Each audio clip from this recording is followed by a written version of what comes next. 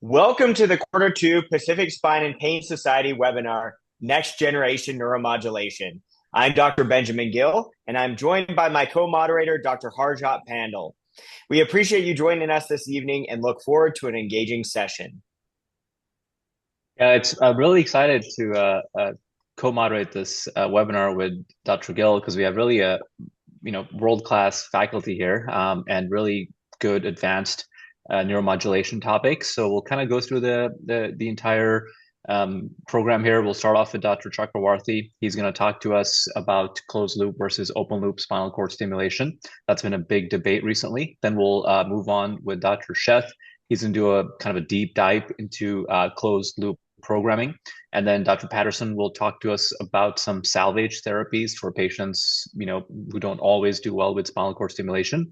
And then finally, Dr. Burton, he's joining us all the way from the UK, so you might be a little jet lagged, but he's going to talk about really some programming pearls that he's learned over many, many years of being involved with neuromodulations. Each of our presenters will have about 10 minutes, and then at the end, we'll have some time for case presentations, as well as we'll take some questions from the audience. So anytime you have a question, just use that chat feature, send it into the group, and then we'll make sure we'll cover all of those at the end. Before we dive into our presentation, we do want to highlight our PSPS membership is currently open. Lakin's going to flip to that slide that has information on it. Particular to the membership, AMA members can join the Pacific Spine and Pain Society for just $1. That's in conjunction with our efforts to advance our advocacy within the AMA. And so we're trying to build up our PSPS representation within the AMA. So if you're an AMA member, you get your membership to PSPS for just $1. Also, if you register as a member currently, you will have complimentary access to the 2026 conference. That will be in Napa, California, and Dr. Battle can give us a few highlights from that.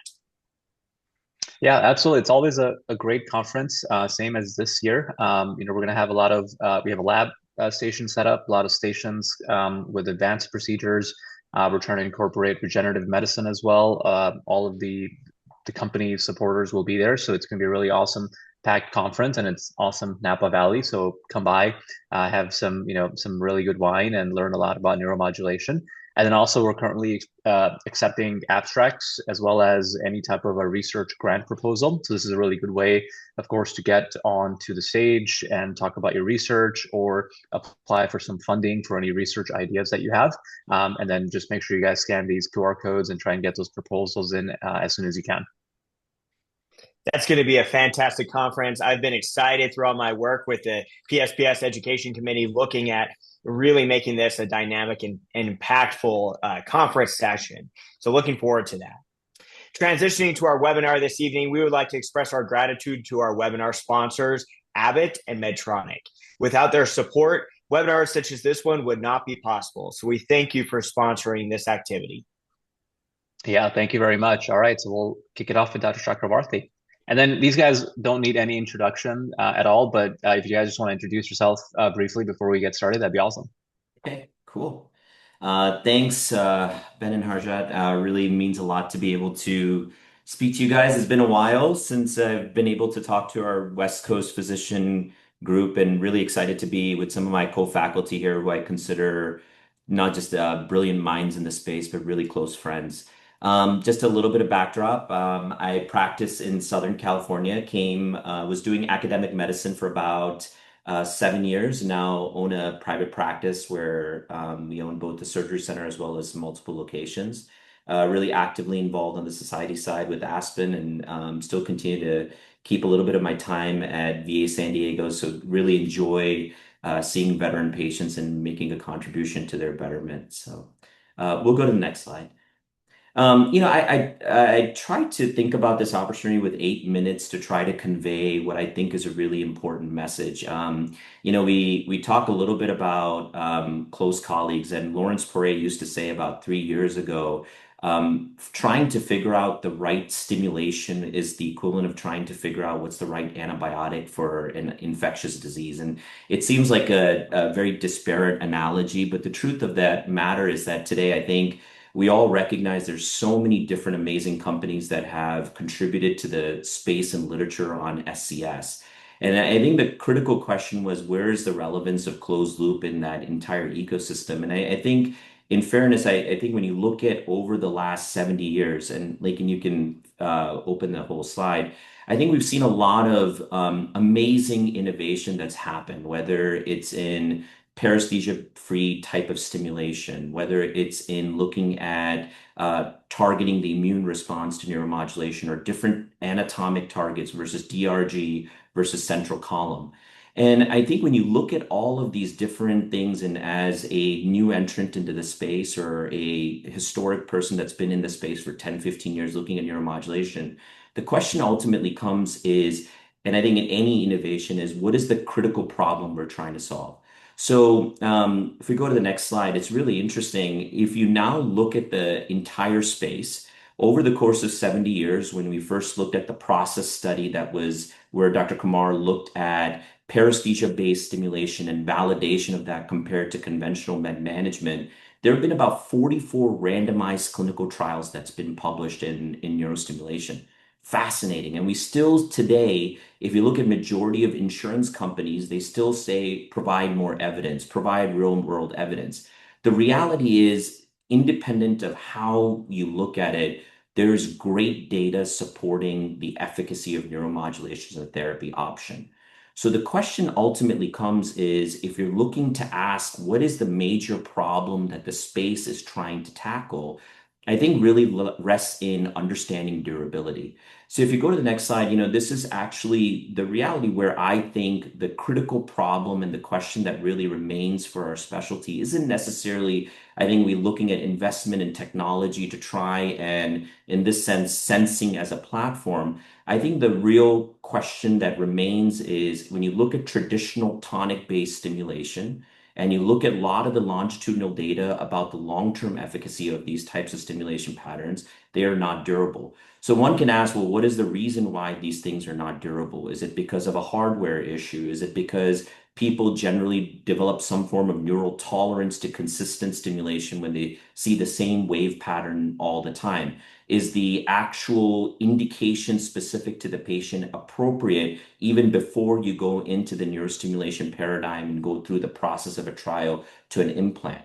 So I think when you look at that entire ecosystem of what is neurostimulation as a specialty, I think the critical question is, how do we better ascertain who is a good long-term responsible patient to stimulation? And make no mistake, this is a critical part of where the future rests. If we want these therapies around at the cost that it is to the health system, to every individual metric, we have to make sure we're making cost-effective healthcare utilization decisions to support a lot of these therapies long term. Next slide. So when you kind of put that entire way of where does closed loop really fit into this, I think you have to really think about what is it that you're delivering versus how you're delivering it. Because make no mistake, at the end of the day, closed loop as a way of delivering it doesn't change to some extent what you're delivering. Whether you look at certain platforms that do DTM, whether it's burst, whether it's high frequency, whether it's now there's new works on dendritic type stimulation. At the end of the day, the what is also as important as the how. So I think when we're trying to put context to this, and in a very clinical to philosophical way, does closed loop necessarily answer all of the challenges in terms of predicting short to long-term responders? I think we have to place it into context in the entire clinical benefit and all the different parameters that actually affect that ecosystem. Next slide. So when you think about specifically to closed loop, and we can go back, Lakin, what exactly are you doing? So, traditionally you're creating a dipole, and in that dipole, you send an electrical current across the CSF space, and you generate an action potential or an aggregate action potential. In the old days, in the 1970s, there used to be a technique called a patch clamp, which won the Nobel Prize for single cellular recordings of essentially ionic gradients across cells that you're measuring this type of neural activity.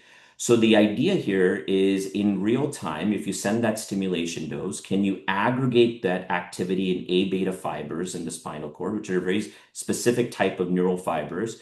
Can you collect that aggregate data on activation and use that as a way to essentially control the dose that the actual spinal cord is receiving? So in this case, it is not the what, but it is in the how that you're delivering that. Next slide. So when you kind of put it into the clinical context, you have fixed output SCS systems versus that are both open versus closed loop. So the concept essentially being as the distances between the actual bipoles or dipoles that are happening at the spinal cord level to stimulating, as any patient moves during the day, they cough, they breathe, they walk, any of these activity movements changes that ability to mitigate that stimulation. And in a closed loop system, you're setting that, the analogy we think about very cleanly is you're setting a kind of like an accelerometer to a very more sophisticated analogy is full self-driving. Essentially, you're setting a speedometer on the top and the bottom. So the critical question is, and you look at the Evolve and Evoke data that's now out to 3 years in the Lancet, we know that closed loop SCS works. And in some ways, it modifies traditional tonic to maintain a consistent stimulation. With DTM, you're specifically using it as a mixed frequency signal. We are capturing the E cap at that 50 hertz, and you're layering it on the 50 to 1200 hertz signal for DTM that allows you to also maintain a subparesthetic stimulation closed loop. Next slide. But my point to the original question, who is or isn't the right patient for closed loop stimulation, and is the specialty as going forward really needing to incorporate a neural signal to determine dose? And actually, this is a beautiful article that came out about 3 years ago in the New York Times. And I think this is actually the future of the specialty. And I think neuromodulation, I take this time to kind of set the segue for this webinar because I think it's really coming true today. And the bottom idea is that ultimately, who is a determinant today of the how, the what, and how we're going to move forward, to me really comes back to phenotyping the patient at the front end. I think great technology is wonderful. We all try to apply it in as many kind of classic diagnoses that we see for persistent spinal pain, type 1, type 2, CRPS. But the challenge, I think, is really finding the types of responders that are going to really make a difference 3 to 5 years out. So I think the focus ultimately to answering whether someone is or isn't a good candidate, to me, really goes back to the next slide, which I think is the thesis of my feeling around where the concept of neuromodulation goes, is to focus on the history and physical. So I trained at Hopkins, and a lot of those folks who know William Osler was the founder of traditional modern medicine, ultimately places the emphasis on a good history physical telling you the diagnosis. So I believe the most powerful biomarker, independent of whether you have a fine-tuned system in what you're delivering, ultimately has to be at the entry point of when those patients see you. And why I say this is I think unless we really focus on the history and physical and identifying the pain phenotype, no matter what strategy you use, those outcomes are going to be plagued by poor decisions at the upfront. So looking at really what is precision neuromodulation in 5, 10 years, it's going to be trying to phenotype these patients that are into the clinic so you can offer more targeted therapy like closed loop stimulation. I predict at some point, majority of all of these platforms are going to have some form of closed loop, whether it's at the broad scale to the individual patient scale. But the importance of always getting a good history and physical, I think, still drives the way that we need to be thinking about this. I think a very important question in the way the field is going forward. That's it. Thank you.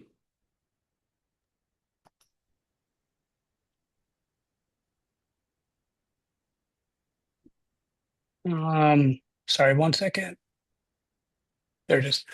So I'd always like to say what he said for my topic, but a lot of what it's always great to follow Dr. Chakravarthy and to hear him speak about where we are in the neuromodulation space. I've certainly learned a lot from him and others on this call, on this webinar, to go over all the different therapies that are available to us and all the technology that's been advocated over the last couple years.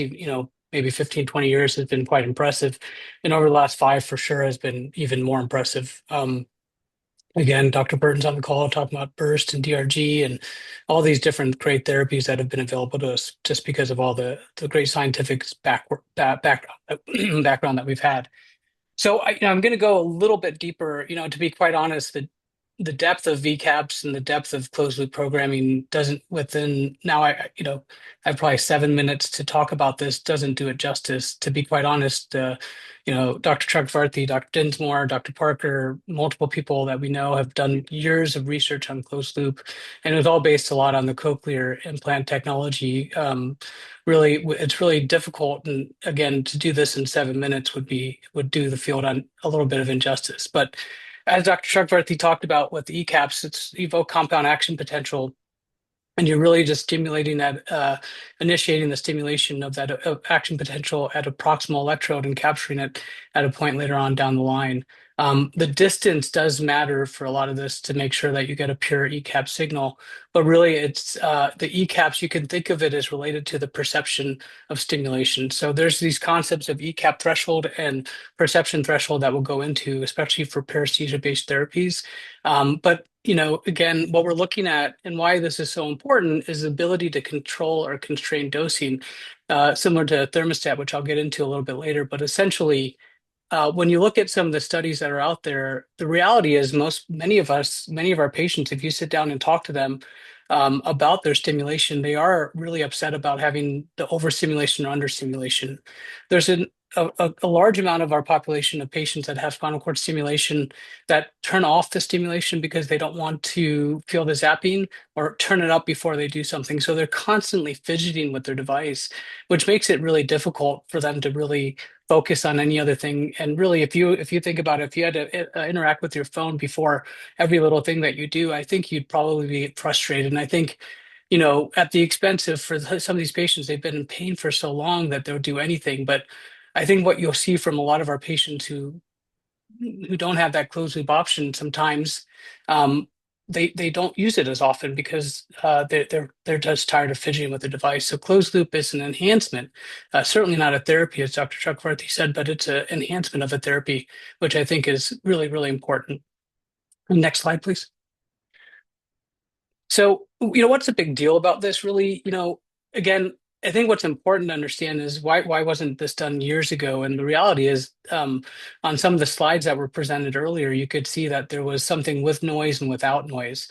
And that's the rub, right? So this concept of artifact, and it's really important to understand that there's multiple different types of filters that can help capture an ECAP. So it's not as easy as people think to measure that ECAP and to get a robust signal in order to make adjustments based on the stimulation that people perceive. So that's really important to understand when you're looking at this. And certainly, I think it's important to sit down with your programmers if you are using closed loop therapy to really take a deep look at that, or meet with the engineers from the companies to look at how are they capturing those ECAPs, and why, what methods are they using. But the biggest thing is the reduction in artifact, which is quite difficult because the spinal cord has multiple different types of artifact and noise, if you will. An analogy people will kind of talk about is picking up a whisper in a crowded room, or picking out a trumpet from a big band. So this is something that's extremely important. Certainly over time, I think in maybe another webinar, a different presentation, we can focus just simply on the types of filtration that are being used to capture ECAPs. But that's something to keep in mind that when you are looking at this. Next slide, please. So again, really just want to focus in on something here. ECAP sensing can be done with perception. It's basically based on the paresthesia. You need a paresthesia. You need to have some sort of stimulation to provoke an ECAP and to have a detectable ECAP. And then you need to change, and you have this window between your perception threshold and discomfort threshold, which is what the common low frequency SCS closed loop therapy uses. And the really thing you want to focus in on here is the difference between P2 and N1, which is peak 2 and N1, which is your ECAP amplitude. The more stimulation you have, you're going to get a better ECAP, but you're going to really be bordering in on that discomfort threshold as well. So you want to kind of have this fine-tune this window in which you can get some good therapy without getting uncomfortable. But the problem is you have modern SCS, right? So many of our, I mean, if I had to ask people on this webinar how many of their patients are using paresthesia-based therapies, I think only from literature, only about a quarter of our patients are doing so. So many people, because of the therapy options that we have now with burst, or whether we have high frequency or DTM or fast therapies, those subperception therapies are what people really desire and look for. The problem is with the subperception therapies is we don't often know if we're staying within that therapeutic window, and that's where we can talk about this a little bit more. Next slide. So again, as I alluded to earlier, is that we're looking at this ECAP thermostat, setting something at a certain ECAP amplitude and making sure that you can adjust accordingly. Next slide. So to put it another way, if you look at this hockey stick figure here, this is commonly what we've been used. Before subperception, we would look at this kind of this graph and looking at stimulation in your current and your x-axis and ECAP amplitude in your y-axis, and you'd have this ability to, and again, if we're using paresthesia-based therapies back when we were doing it a lot more, you would actually sit in the room and say, okay, can you feel it? Can you feel it? And then they would feel it. That's the point at which you have your perception threshold. And then you take it all the way till you can have it till it's uncomfortable. And then you kind of set that window. That's your paresthesia window. What we found, and as I said earlier, that ECAP threshold and perception threshold are pretty close in most patients, if not all patients. And that 1.4 times ECAP's threshold is what the paresthesia-based closed loop programming does look at and really functions on. So it really takes it right to that, right below that discomfort threshold to make sure that you get the best ECAP amplitude, you get the best waveform, if you will, to make sure that you can make appropriate adjustments with these ECAP sensing with paresthesia-centric therapy. But again, as I alluded to, and this is great. I mean, as we've talked about this, LUTA Evoke therapy has the 3-year data has been fantastic. So we know it works. But again, next slide. And then kind of going with this, and I'll go to the next slide and I'll talk about this a little bit more. So for these patients that don't want to have any sort of paresthesia, but still want that subperception therapy and still want the closed loop, what we can do is take it and kind of correlate it or match it with the subperception therapy. So you have an ECAP threshold, and you go right to that ECAP threshold, right to where they feel it, and then you stop it right there. And then essentially, the moment that they feel any sort of paresthesia or ECAP, you bring it down. You decrement your subperception therapy along with the other therapy. So essentially, you're limiting the point at which you can increase or overstimulate the patient with subperception therapy. And this is really important. This is another way of doing closed loop with subperception therapy. So that's kind of the advantage of using these types of therapies, especially if a patient prefers a subperception waveform. Next slide. So again, in the time that we have here, this was a paper by Regard that talks about the tripolar and bipolar configuration, and Chakravarti and Dinsmore did a great article on looking at pulse width along with tripolar and bipolar configuration as well. So there are different parameters that we can actually change to make sure and get a better ECAP as well. So the longer pulse width, you'll get a better ECAP. And then if you're using tripolar versus bipolar, tripolar will get you will reduce the amount of artifact, but unfortunately will also decrease the ECAP signal as well. So again, there's advantages and disadvantages for all these different programming parameters. Something that again I would encourage people to look at with their CSs or their programmers when they're looking at programming their patients. I think it's something that I learn from every time I go in the room with them. But there are other things that you're looking at as opposed to just setting the stimulation amplitude. Next slide, please. So again, why is all this important? I think we talked about it earlier. It's really this impact on outcomes. So this durability of therapy. So just to, in the interest of time, specific examples that we've had. So I've had patients that were open loop at 6 weeks, and then we set the closed loop at right after that 6-week appointment, and their pain relief went from 50 to 75% relief, and it continues to this day. So I've been following her for about a year. So it's really impressive to see the amount of improvement in pain relief from just that one case example. But then another one, we kind of had examples, and I was asking it was surprising what movements in these patients with subperception threshold would cause them to get overstimulated. And somebody reaching, we had a fisherman that liked to fish, and that he couldn't do that because of the stimulation. We had persons that just literally would just bend down to tie their shoe. That was difficult for them. So just, there's sometimes more than thousands, some tens of thousands, hundreds of thousands changes. But in one day for one of my patients, changes were made to amplitude approximately 2,000 times to adjust for overstimulation. So just the amount of movement that the spinal cord has and what closed loop in general can do for our patients, I believe can lead to less virtual explants over time. And it is one of the important therapies that we can offer our patient, the enhancements that we can offer our patients. Certainly, when we combine and think about the phenotype as well, we can look into that as well. But this is something that I think is remarkable. Uh, but I'll leave it at there. But thank you very much for your time, and I'll hand it on over to Dr. Patterson.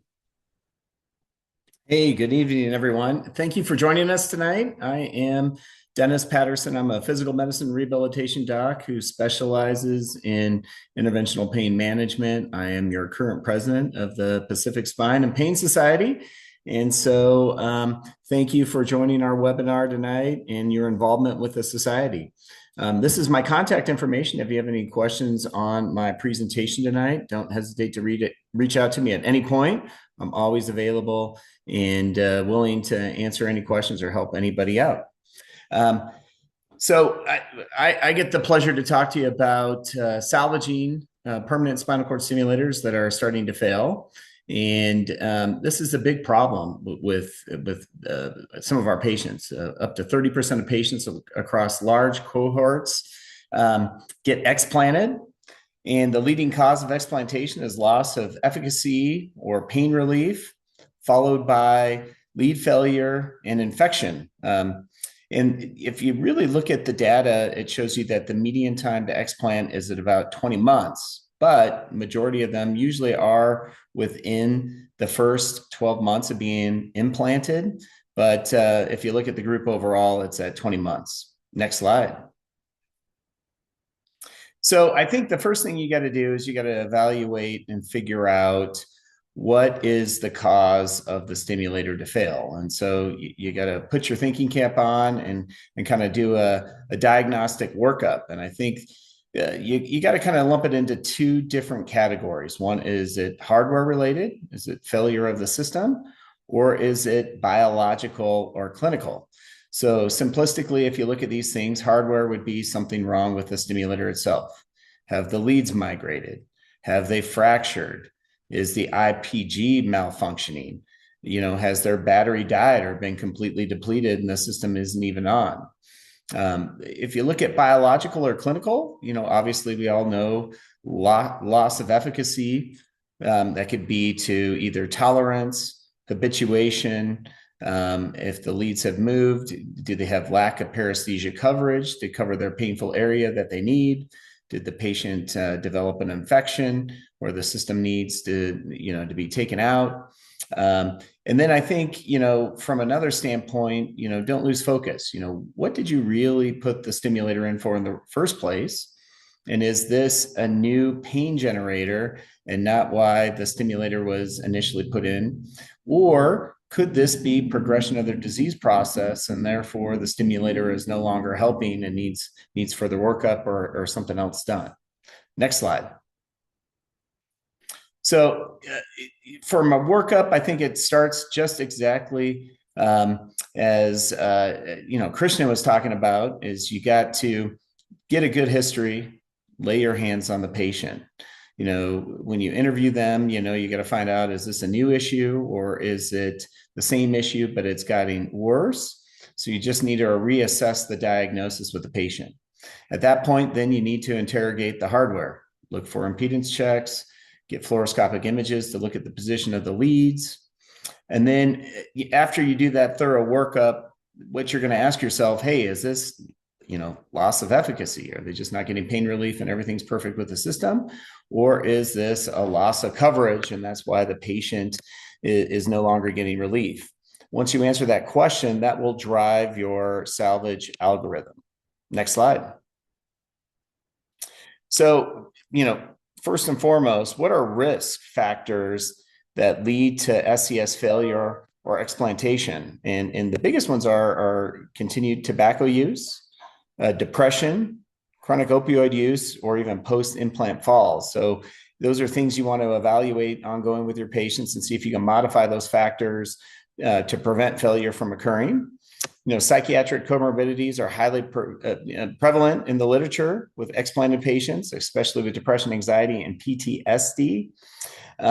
And then on top of that, what we've seen is that device-related risk factors, such as older devices, conventional rechargeable systems, the Van Byten Pope study, showing that patients just get tired of managing the system. And then also you got to look at, the type of hardware they have, whether it's percutaneous or paddle electrodes. Next slide.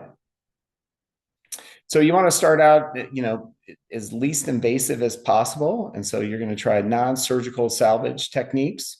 And that begins with reprogramming or considering wave form conversion. So I think the first thing you're going to do is talk with your rep, see when's the last time they've been reprogrammed, and see if a reprogramming session is needed to get better coverage and help for this patient. After reprogramming attempts, if that doesn't work, the next thing non-surgically you can look at is conversion to different waveforms. So if they're on tonic stimulation, would they be a better burst DR candidate? Would they benefit from high frequency stimulation? Would they benefit from DTM? Or do they need a multiform combination therapy to get them better pain relief? Next slide. And then, as our colleagues were talking about, maybe they have a tonic stimulator. They, with the positionality of it, they got shocked. They cranked their system down and they're scared to turn it back up. And so they're no longer getting activation of the cord. So would they be a better closed loop? That kind of platform, would that continue to give them better relief so they can have a therapeutic window where they can feel the tonic stimulation without being out of fear of getting shocked in the future? The next thing to look at is, is there a way to do some type of IPG adapter technology, where you can connect to the existing leads without having to do a lead revision. I've been involved in a couple of some studies, but it was more of a surgical revision studies. One of them was burstable, where we did a retrospective analysis where we took patients on tonic stimulation, we flipped them to burst DR, and we're able to salvage their stimulators. And then I've also been involved with Prolong, which is a prospective study where we had a 70% success rate with converting patients from tonic stimulation to burst DR. And another strategy you can think about is externalizing the leads. So if a patient's implanted, they failed, you could probably explant the old battery, use extensions, tunnel to a different site, connect to an external battery, try different waveforms or platforms to see if you can get the magic. And if you can, then implant them with that newer IPG to give them that platform that they succeeded on. Next slide. So surgical revision strategies. First and foremost, revision is safe and effective when the original indication was appropriate and the patient got effective pain relief. 61% of patients may require only one revision per the literature. And the most common causes are hardware dysfunction, lead migration, or infection. But you need to realize that the more revisions you do, success is going to decrease. And so you want to counsel your patients appropriately. Next slide. So the surgical options, obviously, if you see that the leads have migrated or fractured, you got to do a lead revision surgery. Sometimes I've seen this where patients have continuous lead migration. And so to prevent it in the future, refer to our surgical colleagues to do a paddle to prevent the leads from migrating again. They have a much lower lead migration. Consideration for patients from a paddle to a percutaneous. I think sometimes, we don't really give credit to the 360-degree energy that's given off by our percutaneous leads. And sometimes when we have a trial done with percutaneous and go to a paddle, the patient doesn't get effective pain relief. And so maybe going back to the percutaneous leads can give And then last but not least, if they've had a paddle placed that's migrated, having that repositioned or replaced could be beneficial. Next slide. Almost done, Alan, and then I'll give you your thunder. The next thing that can consider is for patients who have done well, but have focal pain. Maybe a DRG stimulation can be a salvage by targeting an alternative target. In a cohort of 60 patients who failed SCS and converting them to DRG did extremely well. If you look here, pain scores dropped from an 8.7 to 3.8. Their ODI dropped in half from a 64 to 31, so they became more functional. And on top of that, we saw opioid reduction. If you look at that cohort, the most common diagnosis that was salvaged was CRPS or failed back surgical syndrome. Next slide. So quickly, I'll go through the steps. So first things, when patients present with a failed SES, reassess the pain diagnosis. Is this new pathology or is it progression of their disease? Next slide. Step 2, evaluate the hardware. As I was discussing, obviously, if there's a hardware failure identified, you're going to go to surgical revision. If the hardware is intact, you'll go to step 3. Next slide. Step 3, you're going to reprogram or optimize the reprogramming to make sure that that's exhausted. Next step, or next slide, next step. Step 4, waveform conversion. Think about converting them to a different waveform to salvage the therapy. Next slide. Step 5, look at alternative neuromodulation targets, whether that's PNS, DRG. Next slide. Step 6, once you've exhausted all your options, then you can consider explantation. Next slide. I just want to point out some key points. The NAC consensus guidelines recommends that you try all salvage options before you explant a patient. You should do it this in a stepwise approach. Obviously, my recommendations are going from the least invasive to the most invasive, which would be surgical to rescue the therapy. And then on top of that, look at your patient. Do they have modifiable risk factors that you can address that can salvage the situation as well? Next slide. And that is it. Alan, I'll turn it over to you.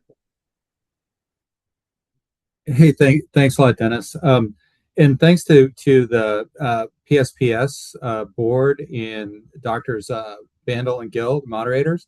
And it's nice to share this virtual podium with my good friends, Dr. Patterson, Sheth, and Chakravarthy. I think you heard a lot of wisdom in the last talks. I'll try to add on top of that with some programming pearls that move the needle on outcomes. I'm Alan Burton. I'm the Chief Medical Officer for Abbott Neuromodulation. That's obviously a conflict of interest. I don't think it'll impact anything I'm going to teach you in the next few minutes on this. And if anybody wants my slides, I'm happy to share them if you reach out to me through email or through the PSPS folks, including Lakin, who's helping us host this call. Happy to share those. So factors for optimizing patient outcomes, right? Obviously, I start with patient selection, education and preparation. Those are kind of, motherhood and apple pie. They're kind of the basics. And then we've heard about this. I think one thing I'd like to emphasize here, I think with subsensory stimulation paradigms, like for Abbott, which I'm closest to, our burst DR therapy and our DRG really have become subsensory systems. High frequency is used most often as a subsensory system, and a lot of the other companies are using tonic stimulation, various tonic waveforms in subsensory range. And we've forgotten about mapping and location of the leads and coverage of the pain somatotopically. So still on this idea of where the leads are located, I think that it was obvious when a patient had a tingly paresthesia-based system, if the leads moved or if they weren't getting coverage of the painful area, that was very obvious. With subsensory stimulation, that electrode location is not as obvious if it's covering the painful areas. So I want to put your attention on that as I go through the next couple slides. And the programming specifically in subsensory, I'm going to go through that pretty quickly. Don't hesitate to review lead position frequently. If you're in doubt, image the patient, look at the leads. I can't tell you how many reprograms have been done on patients with obvious massive lead migrations. that where the X-rays or images weren't taken until multiple visits were already done. So have I think you heard from Dennis and the other previous speakers. Be methodical in your approach to these patients. Just don't start reprogramming it endlessly. Okay, and then don't hesitate to revise leads as needed. The article Dennis referenced is a really good article that consensus guideline put out in Neuromodulation recently. Really is a thoughtful approach to patients who have waning therapy and how to methodically work through those patients. Next slide. So this is a case for this is a really nice article. Eugene Mariner is a retired pain doctor. Kelby Hutchison is his partner, still in an active, busy, huge practice in Greenville, South Carolina. These guys did a really nice study here, 30 patients, very cool study, just a trial period. So 1 week trial of 30 patients, very simple study. I'm going to focus your eyes on the right lower corner graph and tell you what they found in the results. First of all, they had an 80% trial success rate. The 24 successful trial patients, their pain scores are mapped out in that right lower graph. At baseline, the midpoint is programming opposite to the side where their pain was worse. These patients had low back and leg pain that was worse on one side. They had 2 leads placed in, one covering the painful side, one covering the non-painful side. And the middle results on the pain score reflects programming on the non-painful side. Then the pain scores on the far right-hand side of the graph reflect when the paresthesia-free system was programmed to cover the painful area. So that coverage of the area somatotopically, even though the patient's not feeling the coverage, is critically important with this, at least with burst DR stimulation. And I would submit with most stimulation paradigms, if you don't have the lead in the right anatomic location to get coverage of the neuronal signals that are heading into the spinal cord and into the nervous system, you're not optimizing the chances for therapeutic success. So this is a really simple but really important study. And you can just see how beautifully those results show that if the coverage of the leads and the mapping is in the right location, the patient has optimal relief from that right-hand graph over there. Okay, next slide. So that's some important background. This is a more recent study. This is in press. This is from an abstract that was presented from Stephen Fulowski and Jack Smith in Pennsylvania. They trialed, again, another trial study, but very, very carefully done, very thoughtful approach. 32 patients underwent a stimulator trial, starting with single area burst coverage. And then the patients were reprogrammed intermittently during the trial, with the goal being at least 70% pain relief. So not 50%, which is that hurdle that patients have to get to an implant, but 70%. And then the patients were added more areas to their burst coverage through our use of multi-area burst, what we've called flex burst. And you can see from the left-hand side of the graph to the right hand, as the patients had more areas added during the trial period, the patients, as they increased the coverage, even though it's all subsensory, the patients had improved pain relief to the point of where the average pain relief at the end of the trial led to clinical success and trial to perm ratio of over 80% in this trial. And in fact, the patients getting more than 50% pain relief were over 90% with this approach of careful coverage of the painful areas that the patients have, with the concept of mapping the area. But then, even though your sensory threshold, getting coverage of the painful area with your programmed approach. Next slide, please.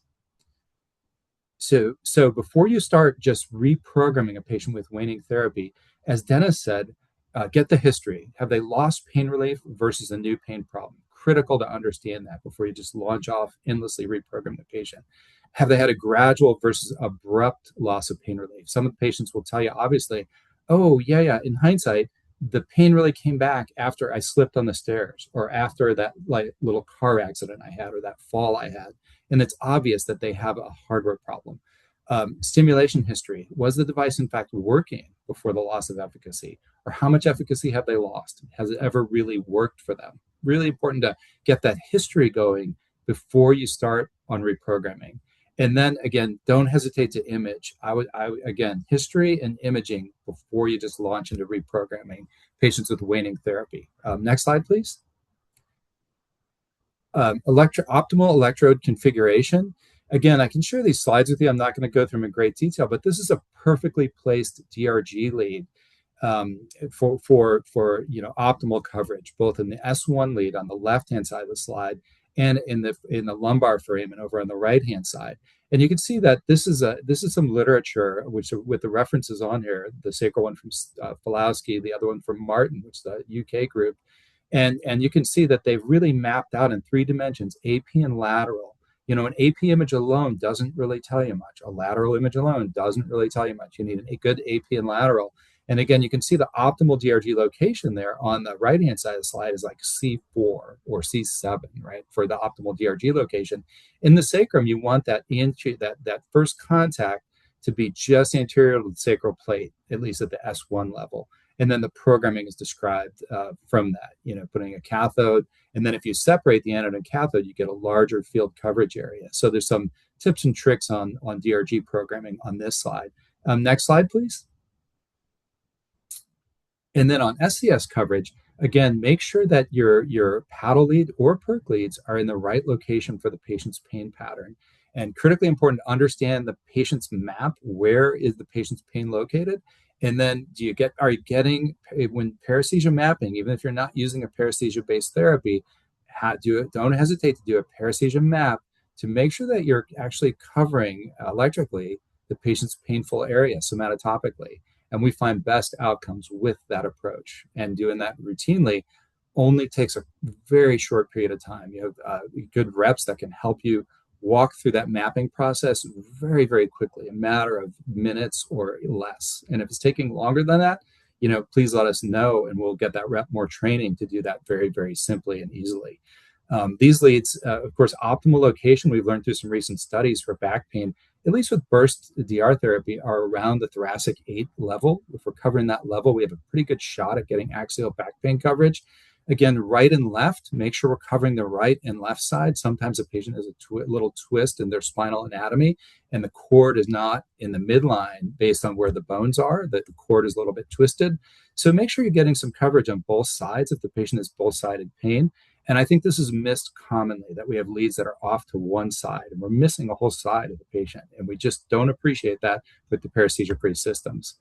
Next slide, please. And then again, reprogramming visit, again, I'm saying like a broken record, obtain imaging and the programming history. You know, it's important for you to have that history. Oftentimes the reps can help flesh out that history. Your advanced practitioners can help flesh out that history, and the patient can give you that history. And then we need to record that history. Paresthesia map early and often for best results. Again, if in doubt, map it out. Do that very quickly.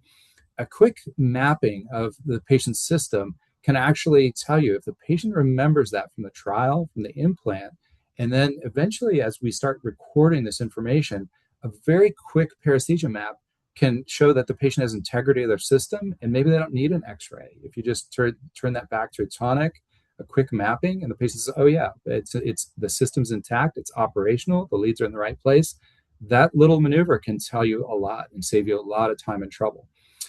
Make sure you're getting right and left-sided coverage, another pearl. And then DRG, make sure when you turn your DRG leads up that you're getting dermatomal paresthesia coverage.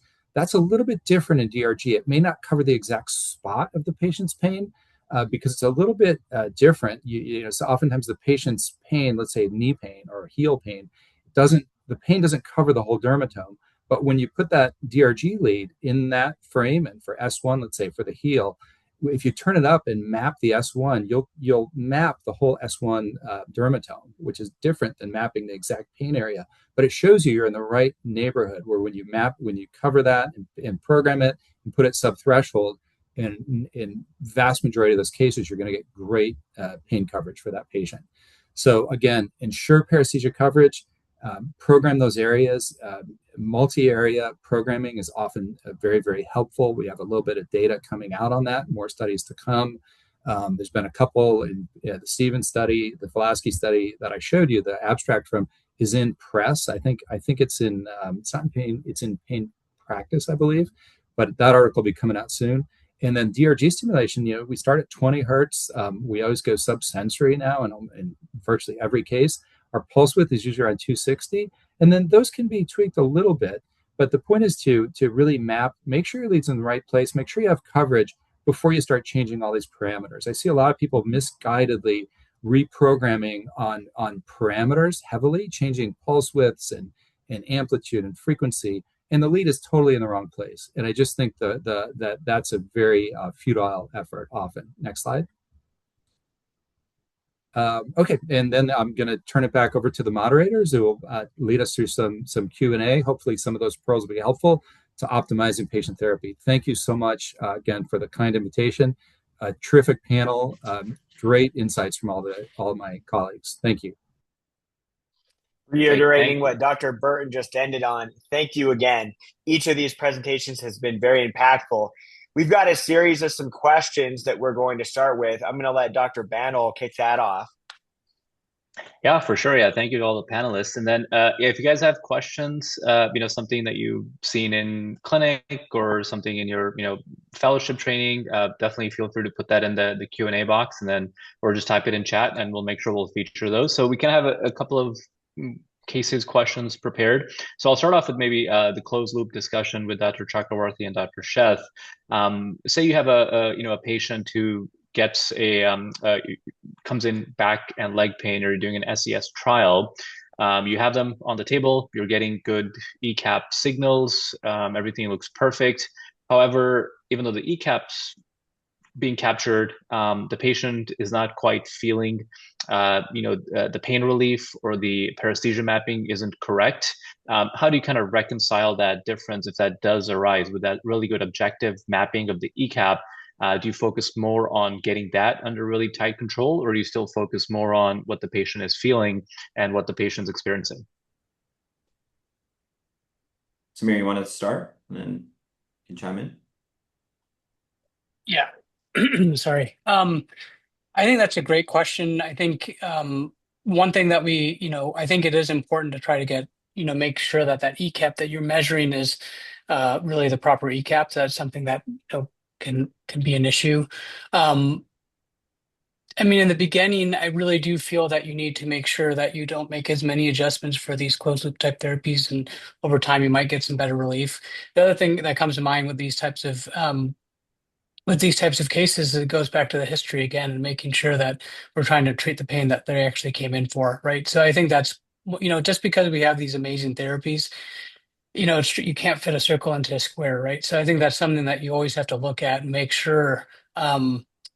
Again, I think that we've seen this over and over again with a lot of great technology, but at the end of the day, it goes back to what Dr. Burton, Dr. Patterson were saying about history physical and making sure, just going back to keeping it simple sometimes as well. So, that's where I would kind of lean for that. Dr. Chuckworthy? Yeah. So two things. I want to reiterate a little bit on what Alan and Dennis were saying.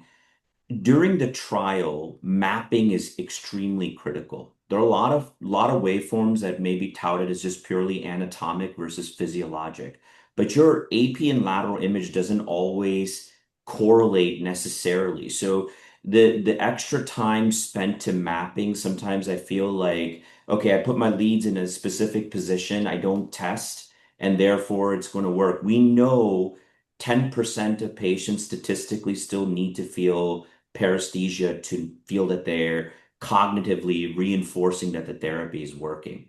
The other factual thing is, to Dennis's point, salvage by and far, if it's a physiologic reason for neural tolerance, the closest thing we know on salvage data is an alternative waveform, right? So let's say you're in a single platform and you wanted to go back to tonic stimulation. You have no idea, if you haven't mapped at the point of the trial, or you have no idea where the leads are, to really give you an informed decision on what to do. I mean, you have to do that workup.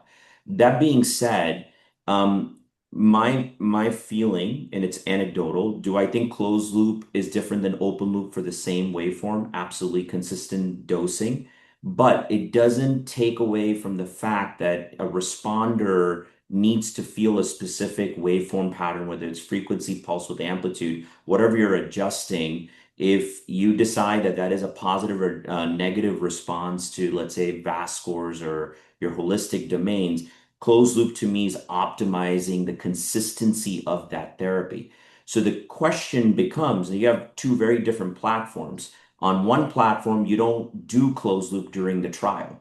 In a different platform of closed loop, you do the closed loop component of the ECAP during the trial to determine long term. So I think I think two schools of thought, does it need it to give you a positive responder? I don't necessarily believe it does, but some people may say, hey, open loop versus closed loop tonic is a totally different approach. So I'd like to have the ability to test that.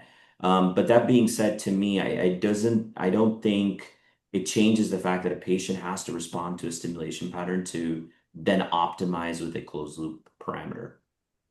And one point, there's a reason why only some waveforms can use closed loop, because anything above 50 to 100 hertz, you're pinging the cord too rapidly to measure an ECAP, which is why you need subparesthesia, some of the subparesthesia stimulation patterns can't run necessarily a closed loop pattern. So it's an important point to have that distinction. And then just a quick follow-up question. I know there have been some data and studies, presentations where ECAP is being labeled as a biomarker for pain. I think we understand that with ECAP, it's the activation of the spinal cord. How are, I guess, your personal thoughts on that? Should we consider the ECAP as a biomarker of pain, or do you think we're still far away from that? No, I don't think. I think if we had a true biomarker for pain, someone would have won a Nobel Prize, and you'd be hearing about him more than Elon Musk on the usual SpaceX going IPO. We need to be humble.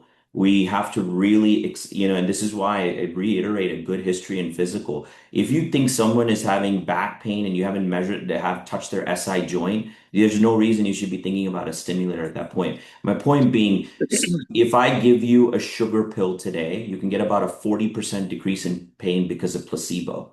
So clearly there is an entire cognitive component to pain. So it can't just be one neural marker that is like the biological thing to mark someone as in pain. And we know that to be the case. I think we need to be honest about that. I think the real question is, we have a lot of subjective assessments. As clinicians, as a society, we need to standardize that. Otherwise, it's just we're all talking a different language. So I think, yes, a great neural marker. Is it a biomarker for pain? I don't think there's any data to support that. But I think more to tell. I mean, I think more correlative studies are needed for that. But that's my opinion. I don't know if my other faculty feel differently about it. I agree. I mean, I use that term biomarker for that. I don't think it's misleading, unfortunately. And I think you have to be honest about it. It's a measurement of the spinal cord activation. That's all it is. It doesn't mean that, it doesn't correlate with pain. It doesn't correlate with pain. So be go ahead. Like a biosignal is more Signal. accurate term. Yeah. And I mean, it's an objective biosignal, but it's relevant. I mean, we have a lot of data points, but I think Krishnan hit it on the head. It's like a matrix of data points, right? And a lot of them are still in the realm of clinical outcomes, right? And patient report and those kind of things. So I think you guys hit it right on the head. Yeah, I was just going to chime in. I haven't seen any evidence that shows that an ECAP equals pain relief. And if anybody has seen that otherwise, please send it my way. I'd love to see it. So I don't think it's a biomarker. I think it's just a way to measure cord activation and make sure the patient's getting adequate stimulation. Now, Dr. Patterson and Dr. Burton, we heard quite a bit about reprogramming, about paresthesia mapping, about doing a good history and physical, looking for other diagnoses, kind of that whole pathway. But if we were to put it into a pretty simplistic view, for many of those in the audience, they might encounter this sort of scenario. Let's take a patient with persistent focal foot pain. They had a spinal cord stimulator, and they come back in and they say, it's not working for me, it failed. How do you go about considering at this point, is this individual a DRG stimulation candidate, a peripheral nerve stimulation candidate? Do we go to another SES platform or waveform? What do we do? I'll take it first, and then I'll see what Alan has to say. So let's say I've got somebody who has been implanted with an Abbott platform, and they're getting adequate pain relief. Say they got failed back surgical syndrome. And so they're getting back and leg pain, but they're just not getting foot pain. The first thing I'd want to do is discuss that case with the rep. Where are they programming it? And I think a lot of times, as Alan was alluding to, sometimes the rep may have them on a simple bipole that's getting, lower back, bilateral lower extremity coverage, but maybe not reaching down into the foot. And with FlexBurst 360 on that platform, they could potentially use different bipoles on different parts of the leads to cover multifocal pain. So is the rep actually doing their job and utilizing all the resources they have? If the answer is no, then yes, let's try to put them on FlexBurst 360, see if we can get better coverage for multifocal pain. If the answer is yes, then you're exactly right. I think it comes down to history, physical examination. Do they have plantar fasciitis, or is it truly neuropathic pain that's not being covered by the stimulator? And if that's it, I have had plenty of patients that I have added a DRG stimulator, and they have 2 stimulator systems to cover their pain. They've got the traditional dorsal column stimulator to cover their back and leg pain, and they've got a DRG to cover their focal foot pain. And I've had great success with that. Alan, what's your 2 cents on this? Yeah, I think you nailed it, Dennis. I think that when DRG stimulation first came out about 10 years ago, it was really, at that time, 10 years ago, we mostly had tonic, like purely straightforward tonic stimulation systems, and getting foot pain was often a challenge, and DRG really changed that. And DRG was able to really capture foot pain amazingly, and we've kind of forgotten that. And I think DRG was amazing to capture foot pain, and then some of the other paradigms that came out, burst and more of the other paresthesia-free waveforms, et cetera, were able to do a better job, I think, at getting foot pain. And so we've gradually kind of forgotten that foot pain can be really challenging as an entity. And so I liked what you said, that it's first to optimize the system the patient has. Use everything you have already is first. And then secondly, consider something else. And then I think there's more data for foot pain for DRG, depending on what the patient's diagnosis is. And again, with the payers, you're going to have to make sure that patient has a diagnosis that's complex regional pain syndrome, type 1 or type 2. If it's a nerve injury that was with failed back surgery and multiple back surgeries, and they have foot pain, that can clearly be a causalgia related to nerve damage or trauma to the nerves.